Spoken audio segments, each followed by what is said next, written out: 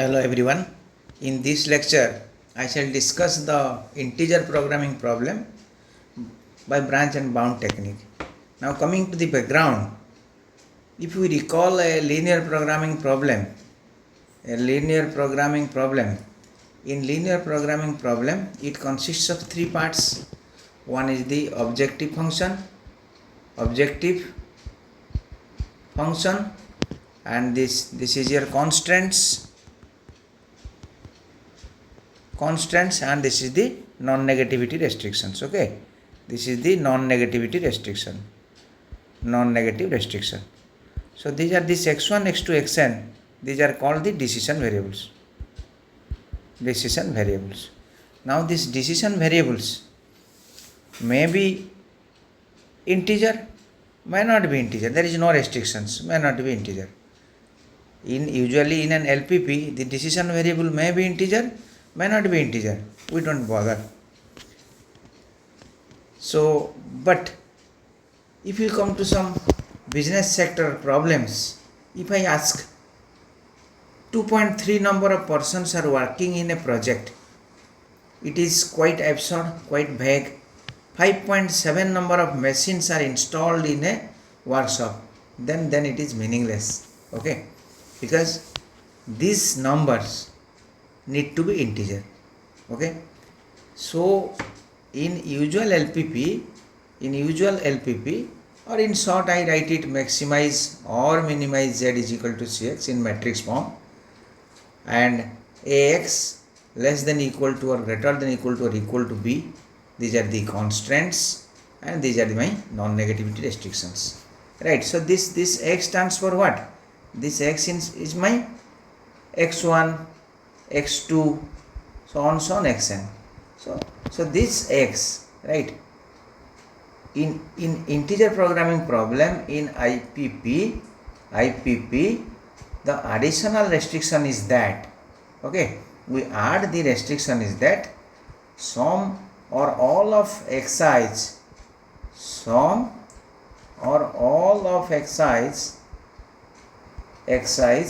are integers. Right, so out of the decision variables, some are integers or all are integers. If some are integers, then it is called mixed IPP. Right, it is called mixed integer programming problem. If all are all xi's are integers, it is called pure integer programming problem. Okay, pure IPP. Thus the IPP are of two types. One is mixed IPP, other one is pure IPP, where all decision variables are integer is called pure, where some decision variables are integer and some are non-integer. This is called mixed. So this IPP are of two types, mixed IPP and pure IPP. We will discuss the details. Okay, now the question is, suppose after solving an LPP we are getting the answer like this. Suppose x1 is equal to 5.2, x2 is equal to 3.7, like that. Now the question is, if we round it, then what will happen? Suppose it is rounded, right? Rounded. Then it may be, suppose I say x1 is equal to 5, I may say x2 is equal to 4, or I may say x2 is equal to 3. Then what will happen? The problem is, right, there is no guarantee of the feasibility, right? No guarantee of feasibility, right? No guarantee of the feasibility. So this usual rounding is not applicable here. Okay, so there are some special techniques applicable to solve the IPP. One is called the branch and bound technique, and other one is your cutting plane method, right? So usually we use these two techniques to solve the integer programming problem. So before the detailed discussion, let me to introduce myself. Professor S.K. Paikray. currently working as a professor in the Department of Mathematics, Veer Surendra University of Technology, Burla, Sambalpur, Odisha, India. Okay, so without much delay, let me to tell you the details of the IPP. Thus, coming to the general form of an integer programming problem, we have, this is the LPP, maximize or minimize z is equal to cx, subject to the constraints ax less than equal to or greater than equal to or equal to b and x greater than equal to 0. This is the usual LPP, and here the additional restriction is that and all or some of the variables, decision variables are integers. Here all or some of the decision variables are integers. Okay, this restriction is there. That means I can say if I say suppose my x is my xi. Okay, x is my xi. Suppose I say I is equal to my 1 to up to my some p, right? If my p is equal to n, right, then it refers to all the variables are integer, all integer programming, all are pure IPP. If p is my less than n, then it refers to mixed IPP. Okay, mixed IPP. So here this p is less than equal to n. So if equals, then it is pure integer programming problem. If less means, if equal means all the decision variables are integer, right? In that way we will write the general form. So now coming to the definition of integer programming problem, we can write it like this. So now coming to the definition, we can write like this: a linear programming problem in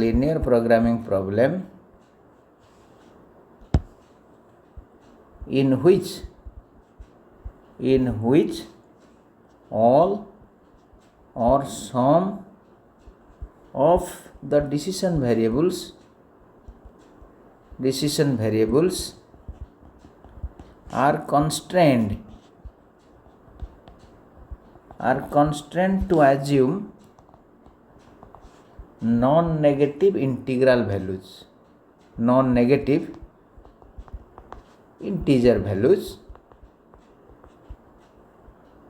is called an IPP, integer programming problem,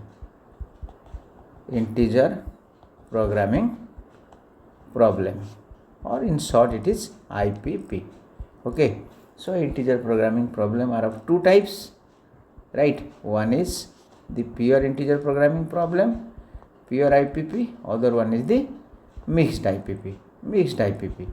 And this pure IPP is also called as all IPP. Okay, so let me write these definitions. Next, coming to the definition of pure or all integer programming problem. And a linear programming problem in which if all the variables are required to take integral values, then it is called a pure integer programming problem or all integer programming problem. And mixed, if in an LPP some of the variables are restricted to take integral values while the remaining are free to take any non-negative value. Okay, then it is called a mixed integer programming problem.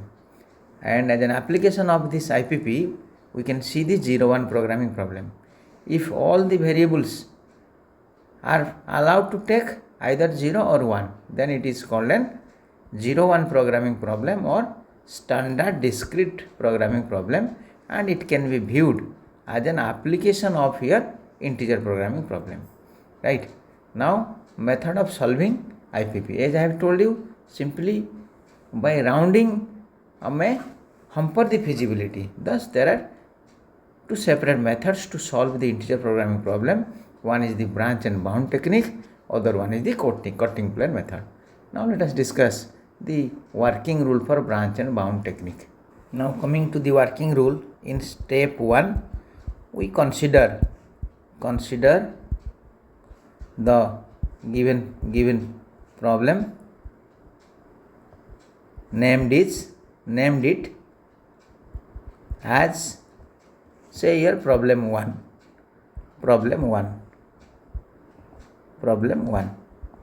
okay, and solve it just by ignoring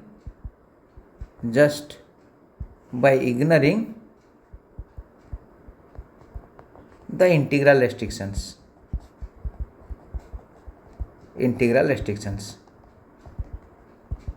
Okay, so now if you ignore the integral restriction, then it becomes an LPP. So you may use graphical method, or you may use simplex method, So this is your step 1. In step 2, we check the integrability of the solution.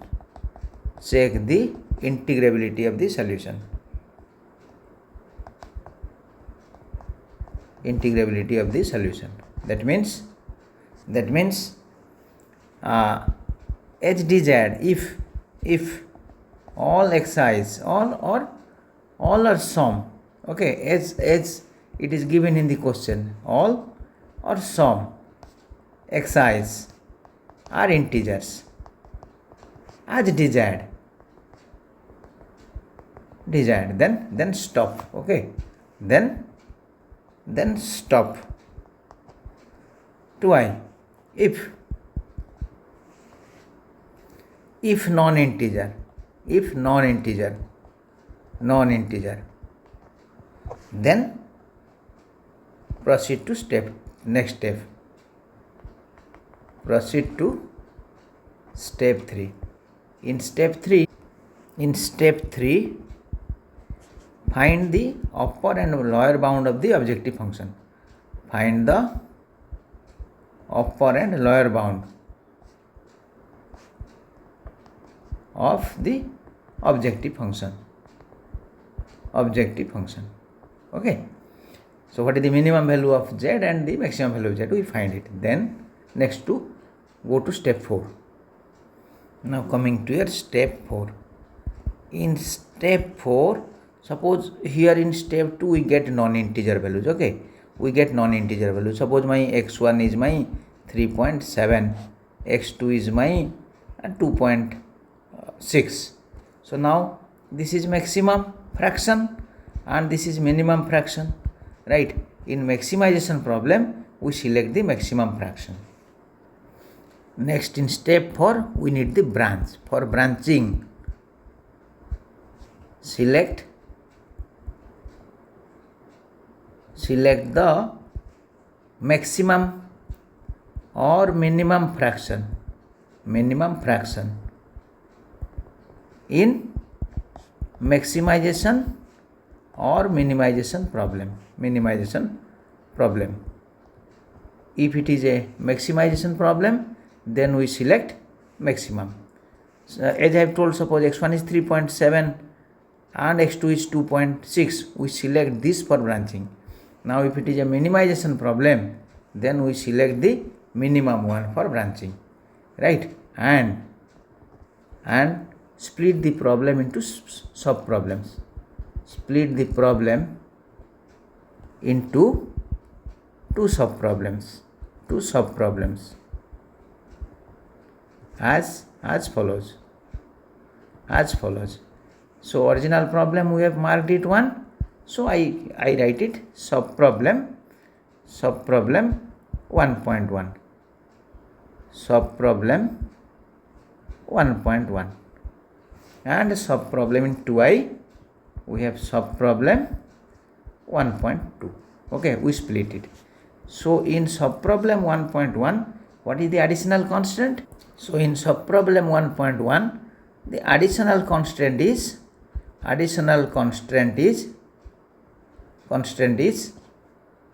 xi. Suppose you select xi less than is equal to greatest integer of xi.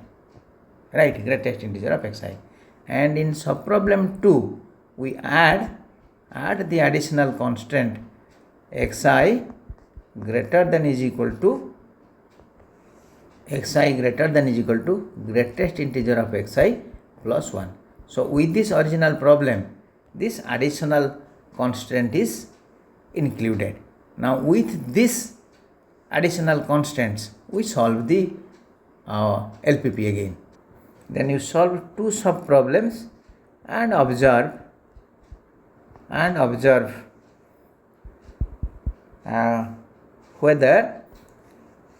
whether both sub problems are integer, right? Whether both sub problems are integer solution as desired. Then we stop. Okay, then stop. Now if one sub problem is integer and other is one is integer and other is infeasible, then also stop.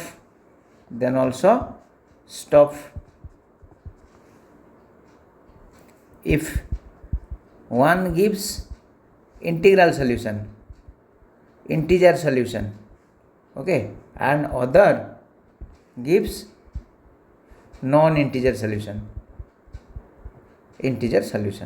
okay, then for this non-integral solution, then for the other sub problem, okay, we again need branching.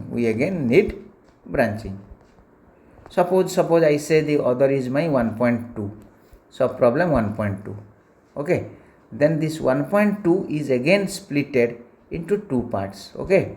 It is sub problem 1.2.1 and sub problem 1.2.2, and accordingly we repeat the steps, then repeat last two steps, means branch it and observe the nature of the solution, then repeat step 4 and 5, right? Repeat step 4 and 5, okay. Finally in step 6 we search the solutions amongst the recorded integral valued solutions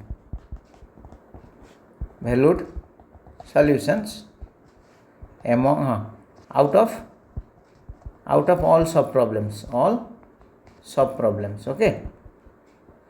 Among all sub problem you find the integral solutions to find the desired optimal solution. That means in all sub problems where the already the integral solutions are achieved, we observe among all which one will give the preferred solution, and we just select that as the final or the optimal solution to the problem, okay. So let us solve some examples, then your idea will clear. So now you are asked to solve the following problem.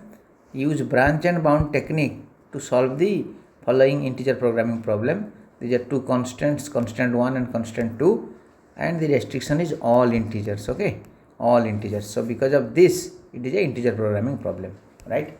Now ignoring this, we just use the graphical method, okay. Now coming to the solution, ignoring integer restriction, we use graphical method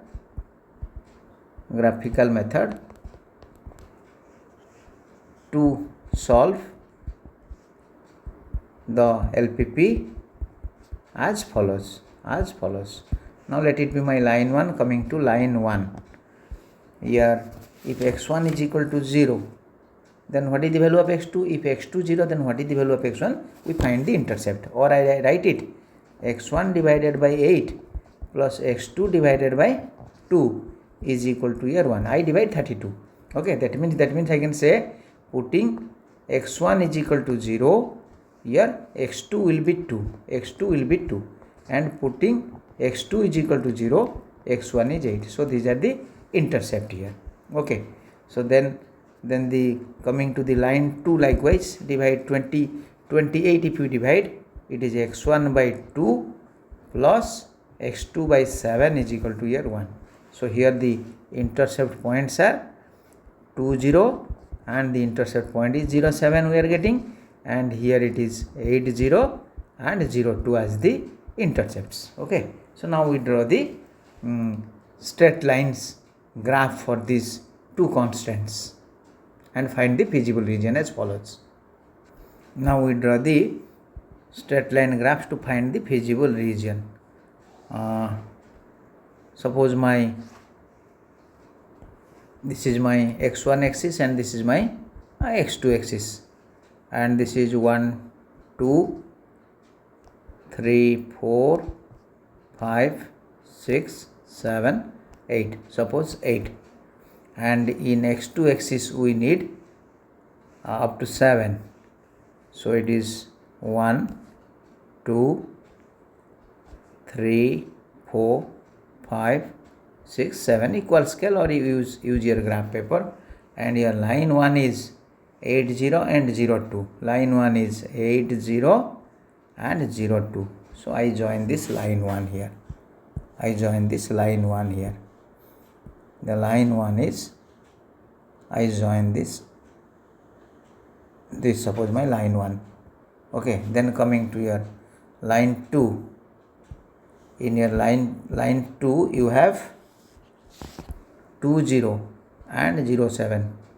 2, 0 and 0, 7. You join this line 2. Okay, you join this line 2. And the feasible region here is coming to this. This is less than 32. This is less than 32.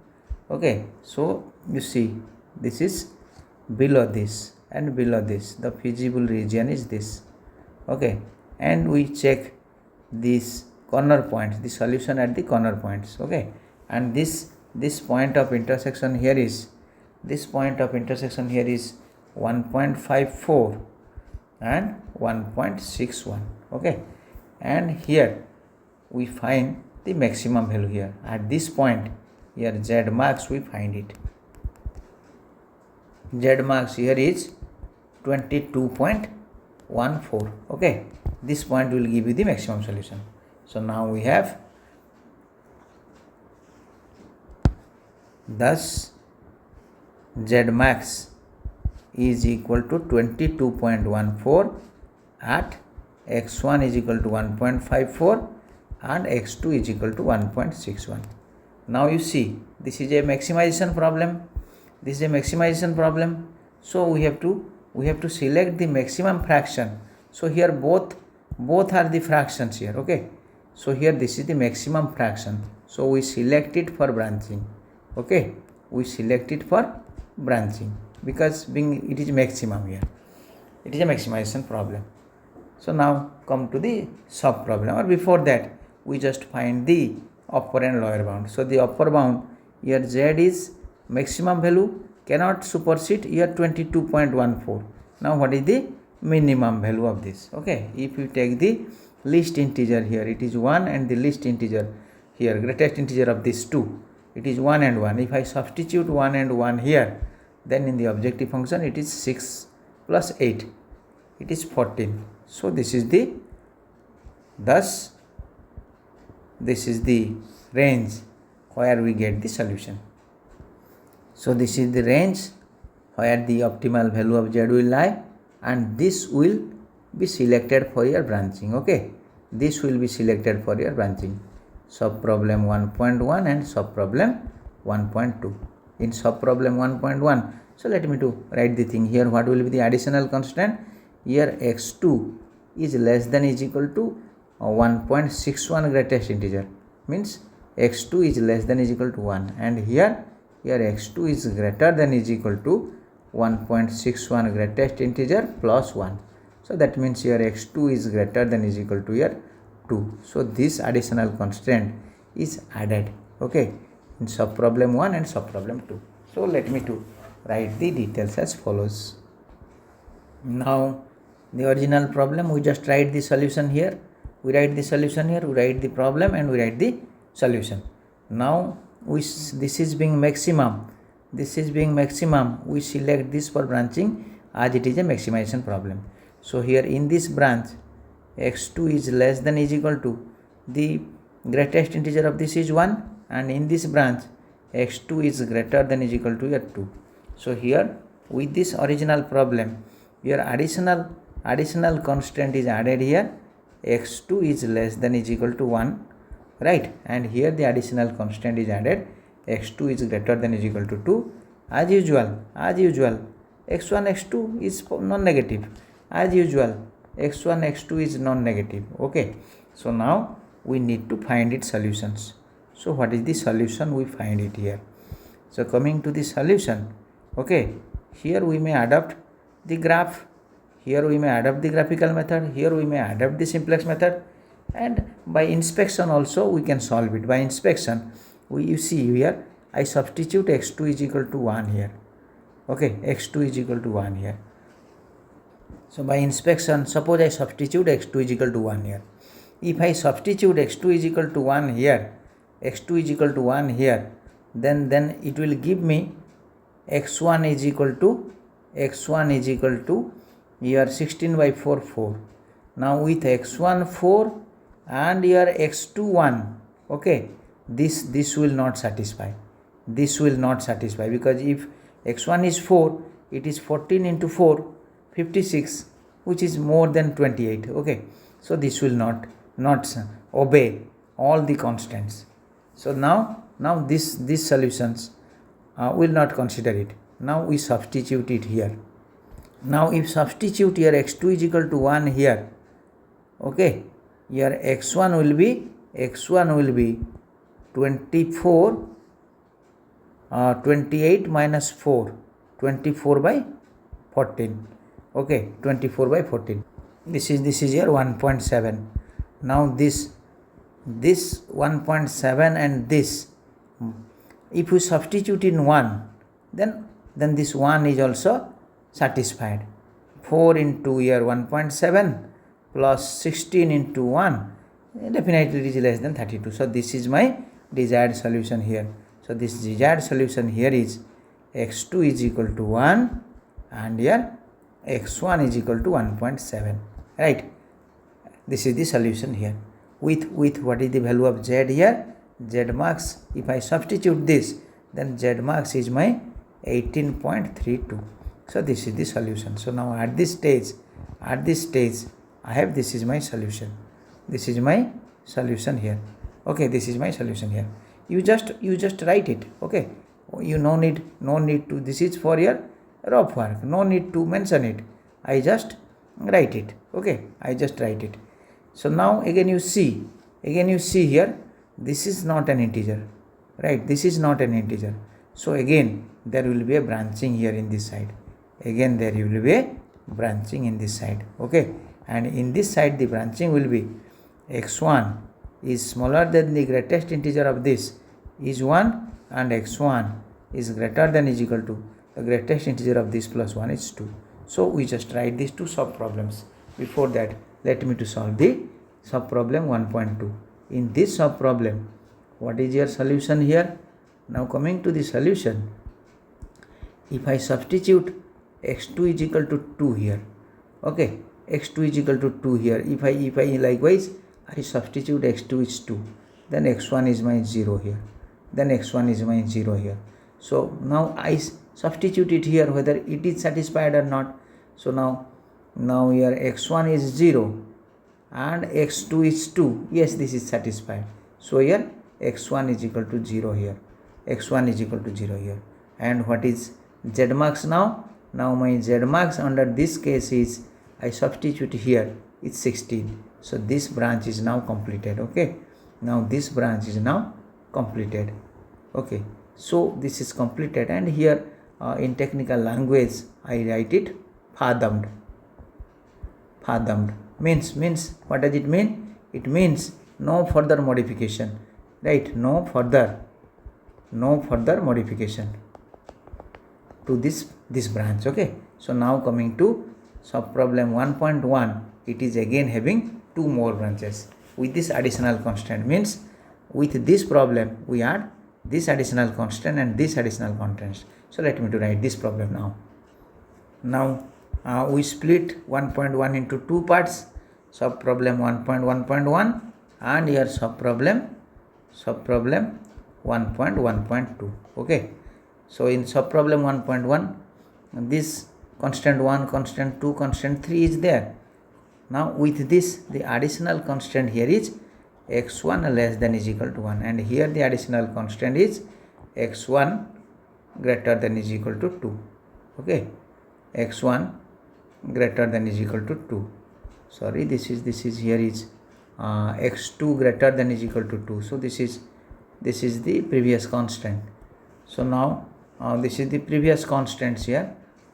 This and this we write it, and the additional constant we wrote x1 greater than is equal to 2. So this is the sub problem. This is the sub problem 1.1.2, and we write it the solution here, and this is my sub problem here, and we write the solution here now. Likewise, we search the trial solution here. We find the solution here, and we find the trial solution here.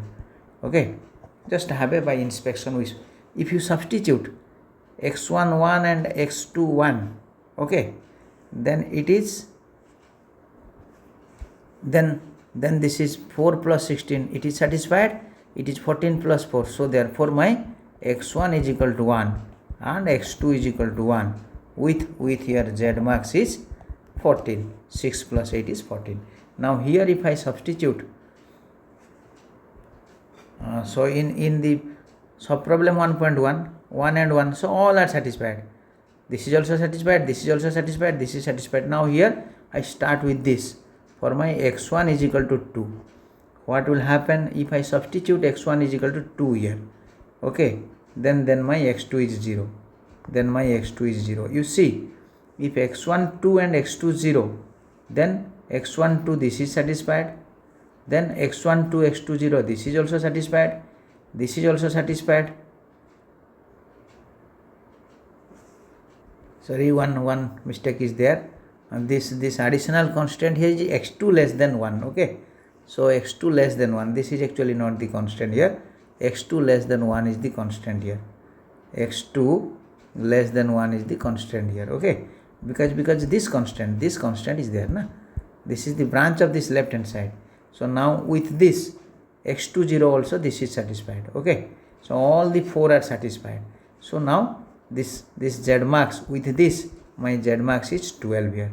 Okay, z max is 12. Now coming to the last step of the solution, we see here. So out of all the cases, so here it is fathomed, no further modification, and here it is fathomed, no further modification. So out of the all the fathomed, okay, this is fathomed, and this is fathomed, means at this stage we search z max value here, we search z max value here, we search z max value here, and this is being the max. So this is my optimal solution. Okay, so this is my optimal solution. Hence I write the optimal solution as follows. Hence the solution of this sub problem 1.2, this is my sub problem 1.2, right? So this sub problem 1.2, this solution is my final solution. x1 0, x2 2, x1 0, x2 2 with this z max. This is my final solution. So now we have solved this by inspection. So to solve this, you may use here you may use graphical method, you may use simplex method, or you may use the inspection technique. Okay, however the inspection technique is easier. So let me to solve one minimization problem. In short, I will just solve it. So now coming to the solution of this, you are asked to use branch and bound technique to solve this minimization problem, and this is a all integer programming problem. Okay, so now we just ignore the integer restrictions and we solve it by use the graphical method, and the solution is this. Okay, you should solve it like the previous one, and this z minimum is this.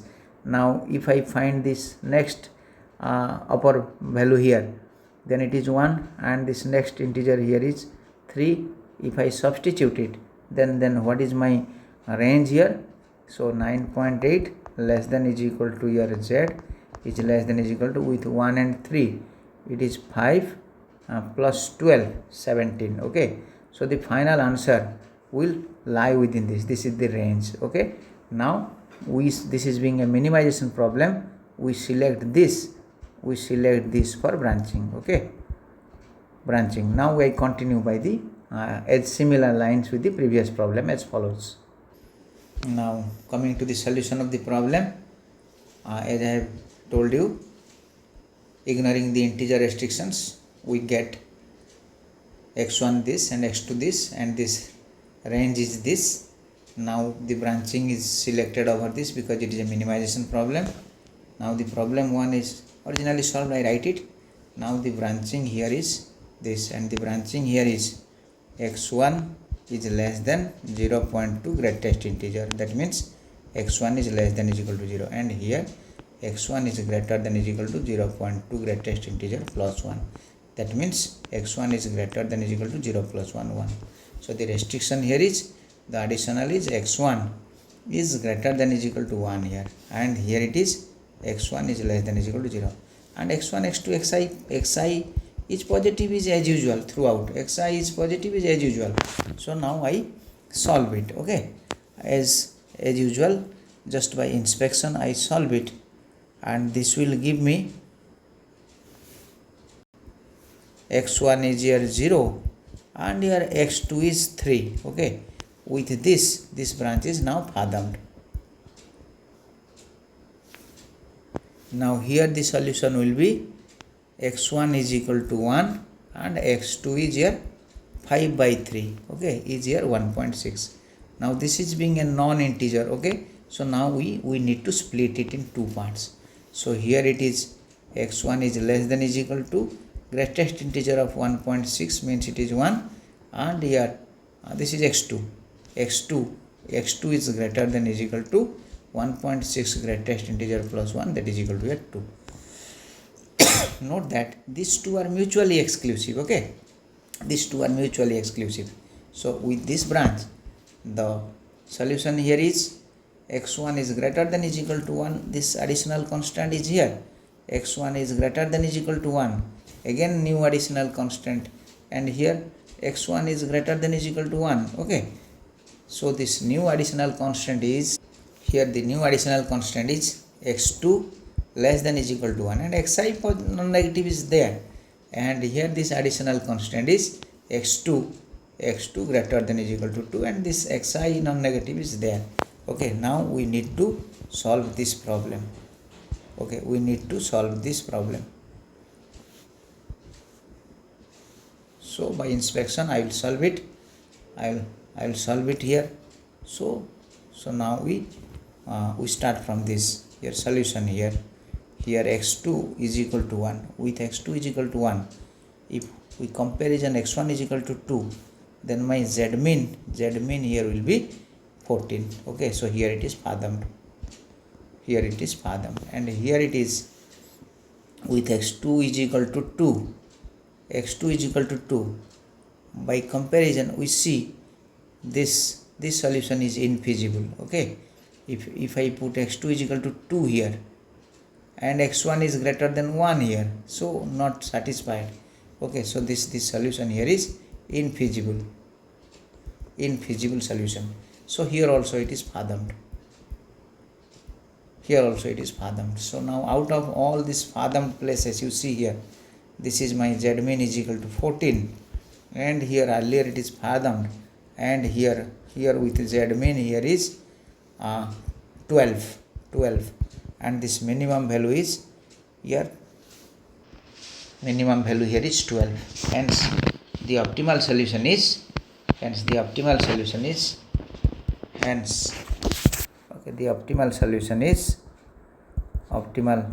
solution is the solution of subproblem 1.1, that is here x1 is equal to 0 and x2 is equal to 3 with z mean is equal to 12. So this is your answer. So here we have solved two problems. One is for maximization and other one is for minimization. Accordingly, if the mixed IPP is given, we see the restricted variables to get the desired solutions. Okay. So with this we should conclude because the video is getting lengthy. In the upcoming lecture I shall discuss the cutting plane method. So now my one appeal to you at this stage, if you feel this lecture is helpful and interesting for you, please like and subscribe to this channel, which will boost my motivation to upload the subsequent lectures for your benefits. Thank you all. Have a nice day.